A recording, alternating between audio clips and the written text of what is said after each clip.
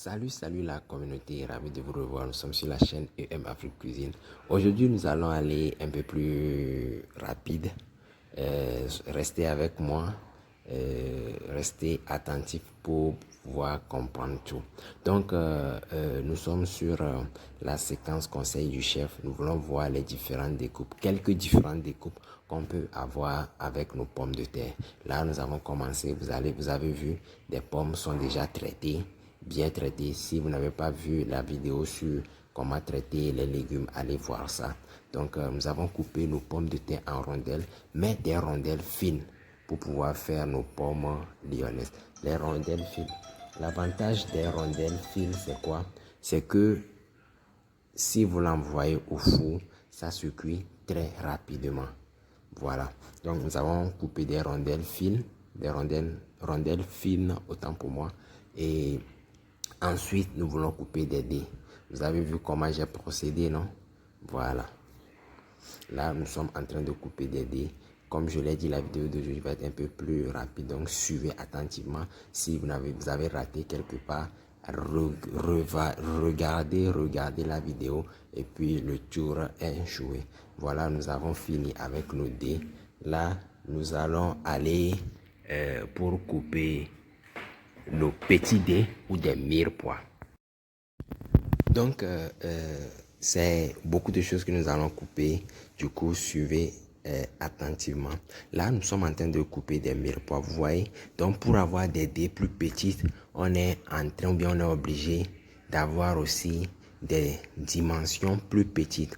Avec les dimensions plus petites, si on va couper à l'opposé, ça nous donne en même temps une découpe plus petite. Donc on a premièrement tout fait pour avoir des dimensions plus petites et à la fin pour couper à l'opposé, on a des petits dés qu'on appelle des mirepoix. Dans le jargon culinaire, le petit dé c'est des mirepoix.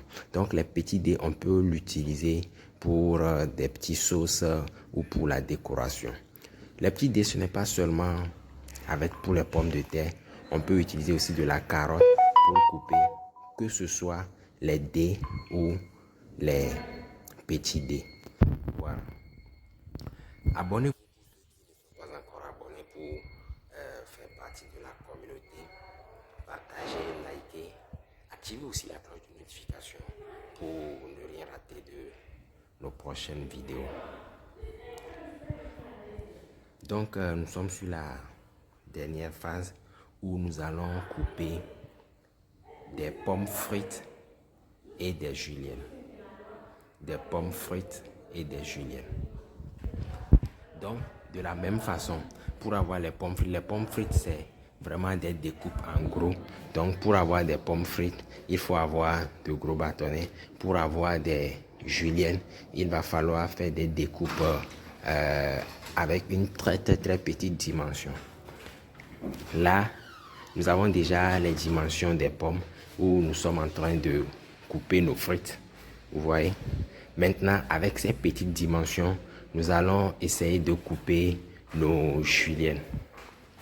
Donc, dès que la dimension est très mince, on peut facilement avoir nos juliennes de pommes de terre. Les juliennes de pommes de terre, c'est pas seulement avec les pommes de terre. On peut aussi faire des juliennes de carottes, des juliennes de pratiquement tous les légumes que nous connaissons. Voilà. Vous voyez? Donc, c'est vraiment quelque chose qui est molle, même si ce n'est pas encore cuit.